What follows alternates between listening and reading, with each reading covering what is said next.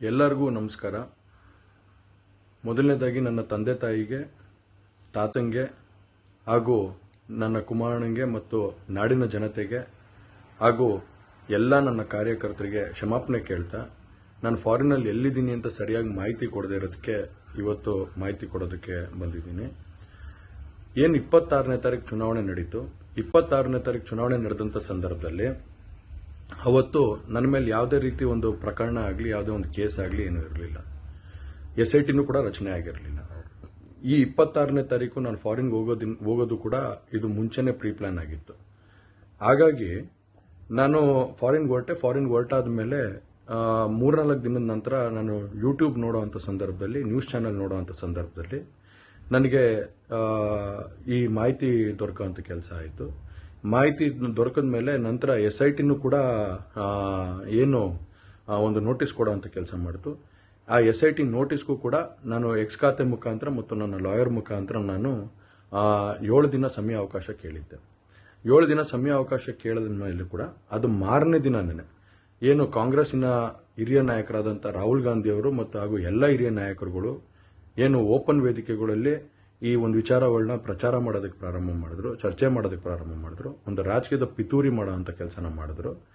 ಇದೆಲ್ಲ ನೋಡಿದಂಥ ಸಂದರ್ಭದಲ್ಲಿ ನಾನು ಡಿಪ್ರೆಷನ್ಗೆ ಹೋಗುವಂಥ ಕೆಲಸ ಆಯಿತು, ಐಸೋಲೇಷನ್ಗೆ ಹೋಗುವಂಥ ಕೆಲಸ ಮಾಡಿಕೊಂಡೆ. ಹಾಗಾಗಿ ನಾನು ಮೊದಲನೇದಾಗಿ ನಿಮ್ಮೆಲ್ಲರನ್ನೂ ಕ್ಷಮಾಪಣೆ ಕೇಳಿದೆ, ದಯವಿಟ್ಟು ಕ್ಷಮಿಸಿ ಅಂತ ಕೇಳಿದೆ ನಾನು. ಅದಾದ ನಂತರ ಹಾಸನಲ್ಲೂ ಕೂಡ ಕೆಲವು ಶಕ್ತಿಗಳು ಎಲ್ಲ ಒಟ್ಟಿಗೆ ಸೇರಿಕೊಂಡು ಇವತ್ತು ನನ್ನ ಮೇಲೆ ರಾಜಕೀಯದ ಒಂದು ಪಿತೂರಿ ಮಾಡೋವಂಥ ಕೆಲಸ ಮಾಡೋವಂಥದ್ದು ಇರ್ಬೋದು.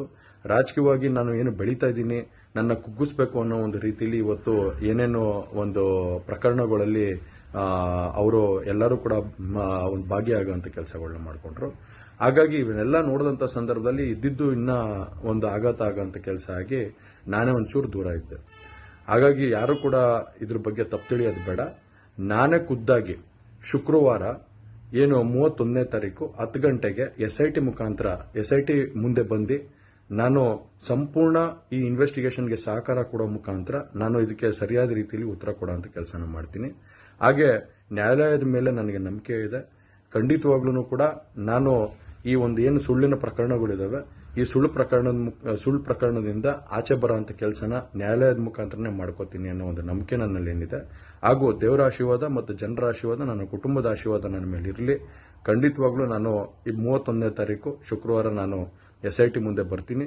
ಬಂದ ನಂತರ ನಾನು ಇದಕ್ಕೆಲ್ಲದಕ್ಕೂ ಕೂಡ ಇದಕ್ಕೆ ತಲೆ ಎಳೆಯುವಂಥ ಕೆಲಸನ ಮಾಡ್ತೀನಿ. ನನ್ನ ಮೇಲೆ ನಂಬಿಕೆ ಇರಲಿ ಅಂತ ಹೇಳಿ ನಿಮ್ನೆಲ್ಲರನ್ನೂ ಕೋರ್ತಾ ನಾನು ಧನ್ಯವಾದ ಹೇಳಕ್ಕೆ ಇಷ್ಟಪಡ್ತೀನಿ. ಧನ್ಯವಾದ.